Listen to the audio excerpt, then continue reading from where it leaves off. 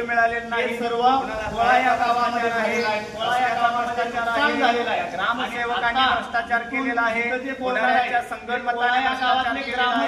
हे सगळ्या भ्रष्टाचाराची पूर्ण पोलपाट करण्यासाठी काय नाव आपलं?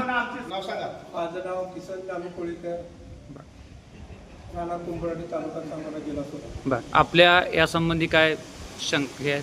माझी एवढीच मागणी आहे की ग्रामपंचायतला बरेच वेळा मी स्वतःहून बोललेलो आहे. एखादी व्यक्ती आपल्या गावात आली, प्रवासी असतील किंवा आपली बाजार असतो या शुक्रवार, त्या बाजार या इकडे या तुम्ही तिथं हां ठीक आहे. नाही नाही तुम्ही ते धरून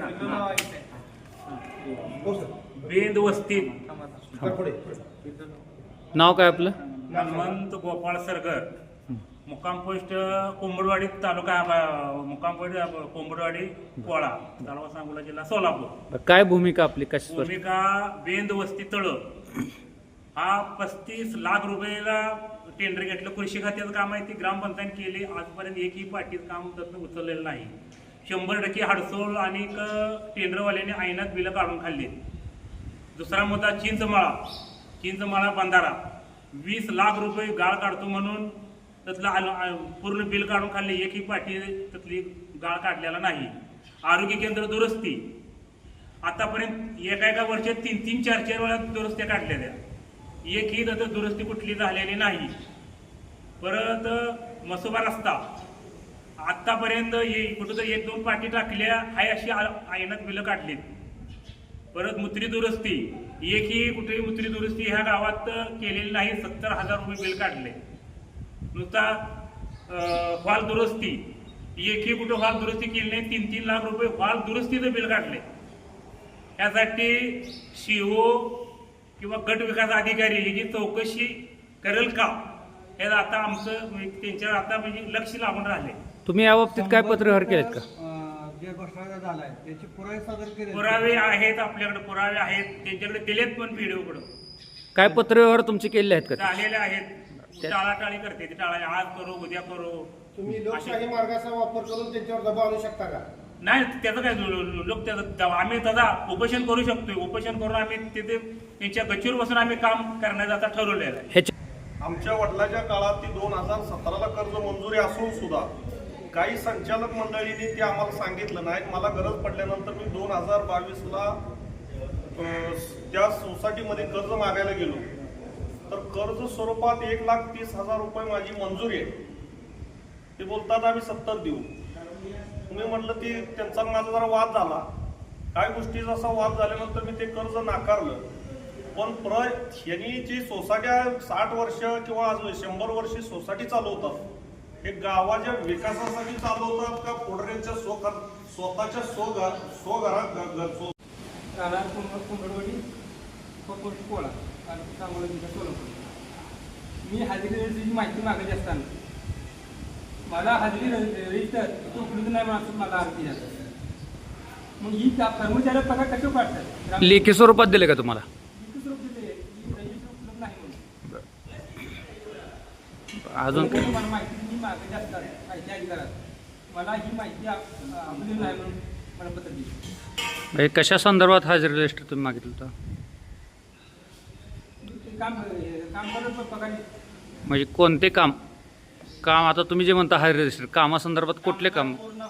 पूर्ण कामगार संघटनेत. या हा, ग्रामपंचायतीमध्ये जे कामाला येतात हा, त्या ते संदर्भात. आहेत का, हा, या काम संदर्भात. करतात का, आणि काम न करता का उगाच हजेरी लावून त्यांचा पगार पुढाऱ्याकडे जातोय का?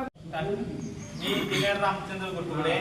इथं आल्यावर माहिती घेतलेल्या नंतर ना आणि ऑनलाईनची आम्ही जेव्हा माहिती घेतली तर इथं हायमार्टची जी बिलं काढलेत 7 लाखाच्या वरती दुरुस्ती आणि बाकीची तत्सम बिलं काढलेत. तुम्हाला डिटेल्स पण दाखवतो.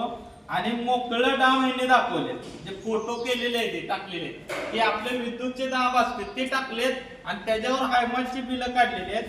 मग ह्याचा विषय जो आहे की ह्याच्यामध्ये बघा हायमार्ट 70,000. परत कोळा या गावामधील लोक बोलली या ठिकाणी, ज्या लोकांना विकासाची गाजर दाखवून निवडून आले अशी लोक या ठिकाणी बोलली. ज्या लोकांना कर्मचाऱ्यांना अधिकाऱ्यांना गाजर दाखवलं विकासाचं अशी लोक या ठिकाणी बोलली. ज्या लोकांच्यावर अन्याय झाला त्या लोकांना दाबण्याचा प्रयत्न केला अशी या ठिकाणी लोक बोललेली आहेत.